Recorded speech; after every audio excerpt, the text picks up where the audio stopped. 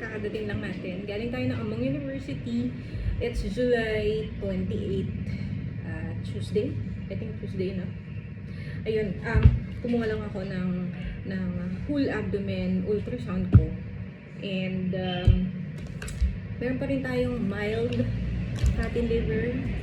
And okay naman sa as per ChatGPT, so far ay clear ang aking whole abdomen ultrasound ng aking mga internal organs. Okay, so after nating mag-Amang University na malengke tayo, and bumili ako sa kanto ng pinagbabawal. Alam ko bawal to. So yan yung mga black burnt na to sa amin. Okay, and may mga sausawan siyang kasama. Yan, kasausawan. At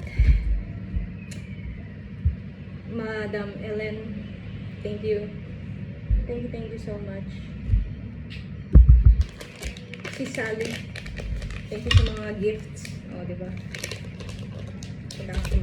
Nagbenta tayo dun. Salamat sa mga bumili. May nagkwento sa akin eh. Sabi niya, yung selling for a cause mo, hindi mo naman hangad yung yumaman. Pero yung kinikita niya ay naipangtutulong ko. Aside sa natutulungan ako, nakakatulong tayo sa iba. Kaya na-realize ko daw na ang riches ko galing kay God at hindi sa tao. So, lahat ng nare-receive ko ngayon, na grace is from God. Kaya, Lord, thank you for everything, sa mga taong dumadaan sa life ko, na nagiging parte rin sila ng ng journey ko. Diba? May mga magaganda silang na ibibigay sa akin. At the same time, sana ay may nabibigay din akong magandang influence sa inyo. And kung ano man yun, can comment down sa comment section ko. Ano mga interaction natin, kahit online, kahit sa Amang University, whatever it is, na mariremember mo ko. Yan, comment down below. Dahil dyan, try natin kainin ito. So, let's just play it. Okay. So,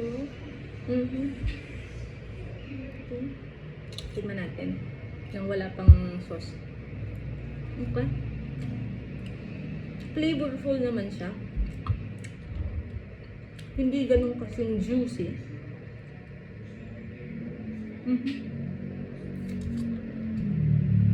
Tulad ng mga andok, ng mga baliwag. Saan natin pala po? Thank you. Alright.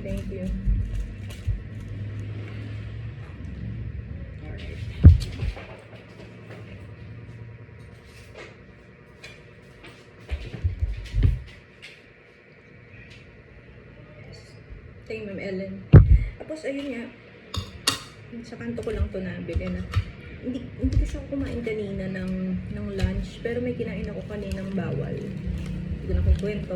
Kami nakatingin, kami nanonood. So, papagalitan pa ako kung ano man yung kinain ko ngayon. So, ang favorite part ko ay ito. Wings.